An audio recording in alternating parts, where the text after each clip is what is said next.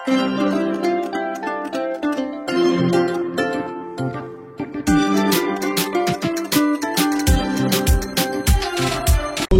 এখন হাউসবোট থেকে চলে আসলাম, তো দেখো গাড়িতে উঠে পড়েছি। তো বন্ধুরা, আমরা আলেপ্পি থেকে বেরিয়ে পড়েছি, যাব কোভালাম। আলেপ্পি থেকে কোভালামের দূরত্ব 160 কিলোমিটার, সময় লাগে 4.5 ঘন্টার মতো।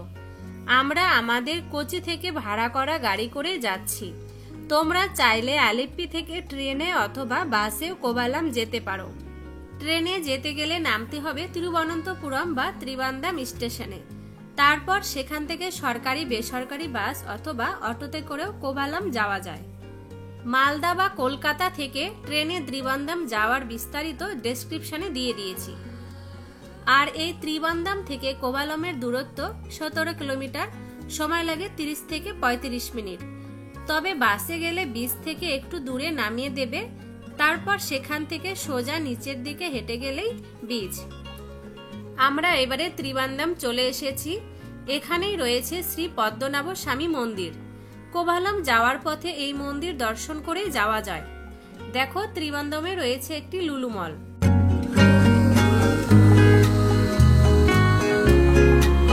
এখনই কোভালামে এসে পৌঁছালাম। তো এই হচ্ছে আমাদের হোটেল। দেখো, তো এখনই ঢুকলাম। দেখো, আমরা ব্যাগ ট্যাগ নিয়ে দাঁড়িয়ে আছি। তো এখন আমরা রুমে যাইনি, আর হোটেলটা তোমাদেরকে দেখাচ্ছি। খুবই সুন্দর আর একদম পাশেই বিচ। তো তোমরা দেখো অবশ্যই পুরো ভিডিওটা। তো এই হচ্ছে কোভালামের হোটেল আমাদের, আর দেখো পাশেই বিচ, একদম হোটেল থেকে মানে লাগানো বলা চলে। চলো এবারে তোমাদের রুমের ভেতরটা একটু দেখাই। হোটেলটির নাম হোটেল সি ভিউ প্যালেস। অনলাইনে বুক করেছিলাম, ভাড়া পড়েছিল 900 টাকা পার নাইট। এখানে সরাসরি এসেও বুক করতে পারো। কোভালামে প্রচুর হোটেল আছে। এই যেটা দেখো ওয়াশরুম, ওয়াশরুমটাও বেশ বড়। ওই যে আমরা ওই হোটেলটাতেই উঠেছি। হোটেলে লাগেজ রেখে ড্রেস চেঞ্জ করে আর দেরি না করেই চলে এলাম স্নান করতে। দেখো, আমার ছেলে আর দিদির মেয়ে দুজনে বেশ মজা করছে।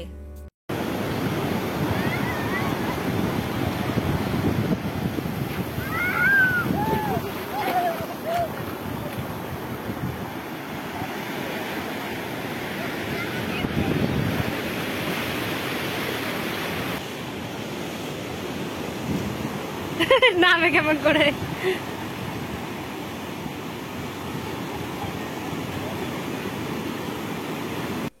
এই কোভালামে রয়েছে 3টি বিচ, একটি লাইট হাউস বিচ, একটি হাওয়া বিচ আর একটি সমুদ্র বিচ। তো আমরা এখন লাইট হাউস বিচে আছি। এই বিচটি বাকি দুটোর থেকে বড় এবং সুন্দর দেখতে। কোভালাম বিচের জল খুব পরিষ্কার, কিন্তু বালির রং কালো। আর এই কালো বালি এখানকার একটি স্বতন্ত্র বৈশিষ্ট্য, যা কোভালামকে আরো আকর্ষণীয় করে তুলেছে।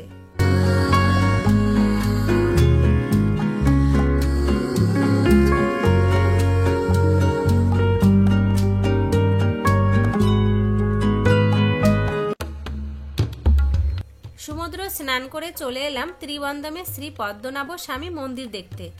তখন বৃষ্টি পড়ছিল, তার মধ্যেই দর্শন করলাম। এখানে ছেলেদের ধুতি আর মেয়েদের শাড়ি পরে মন্দিরে ঢুকতে হয়। 12 বছরের নিচে মেয়েদের গাউন পরে আসলেও চলবে। মন্দিরের সামনে অনেক দোকান আছে, ওখানে ভাড়া পাওয়া যায়। তো বন্ধুরা দেখো, আমরা পদ্মনাভ স্বামী মন্দিরে চলে এসেছি। আর প্রচন্ড বৃষ্টি হচ্ছে, তো অতটা ভালো করে এখন দেখতে পারবো না, চারদিকে আর সন্দেহ হয়ে গেছে। তো আসলে আমরা এখন ভেতরে যাব, আর ভেতরে তো মোবাইল নিতে দেবে না। মন্দির খোলা থাকে ভোর 3:30 থেকে রাত 7:30 পর্যন্ত। মাঝে 12টা 20 থেকে বিকেল 4টা পর্যন্ত মন্দির বন্ধ থাকে।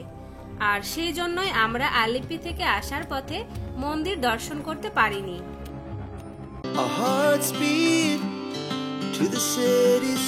আমরা মন্দির দর্শন করে এসে রাতের ডিনারটা সেরে নিচ্ছি। একদিকে ক্যান্ডেল লাইট ডিনার, আরেকদিকে রাতের সমুদ্রের ঢেউ আর গর্জন। বেশ ভালোই লাগছিল। As the chemicals that take us higher, the night's young and it's just begun, as she puts her hand in mine. বিচের পাশে এরকম নানা ধরনের মাছ বিক্রি হয়। পছন্দ মতো কিনে ওদের বললে সঙ্গে সঙ্গে ভেজে অথবা রান্না করে দেবে।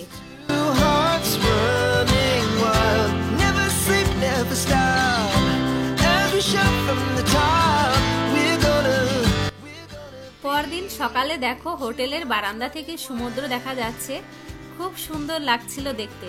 আর এদিকে দেখো আমার ছেলে একদম পা মেলে দিয়ে বসে আছে, খুবই ভালো লাগছে। আজকে আমরা যাব প্রথমে হাওয়া বিচে, তারপর লাইট হাউস দেখতে।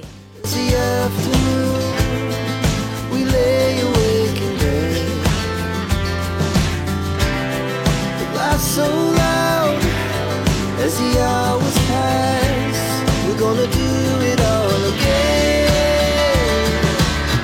We wanna chase the night, wanna dance to the light, pull the stars from the sky, just two hearts running wild. Never sleep, never stop, as we shout from the top. We're gonna light house beach থেকে হাওয়া বিচে যাওয়ার পথে এটা একটা view point.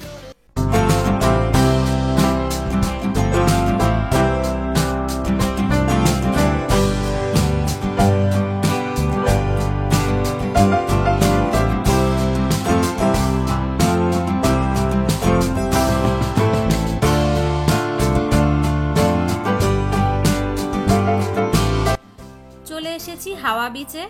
আমি আজকে আর স্নান করব না, তাই একটা বেড ভাড়া নিয়ে গা এলিয়ে আরাম করছি।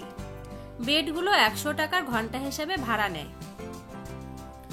আজকে শুধু আমার বর আর ছোটরা মিলে স্নান করছে, বেশ মজা করছে ওরা। দেখো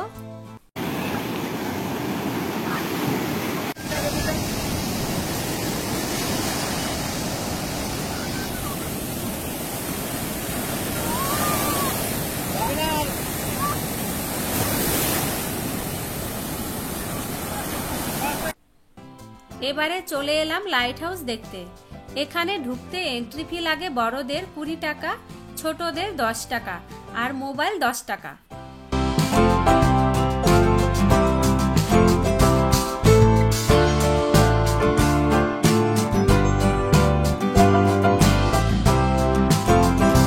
দেখো এটাই লাইট, রাতে ঘুরিয়ে ঘুরিয়ে জেলেদের দেখায়।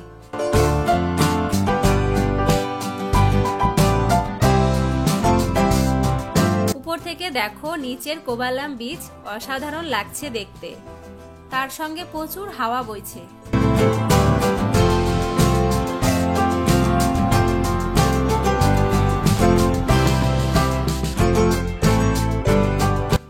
এবারে কোভালাম ছাড়ার পালা। এখান থেকে যাব আরেকটি সুন্দর স্পট পুভার দেখতে। তো দেখা হচ্ছে পরের এপিসোড পুভারে।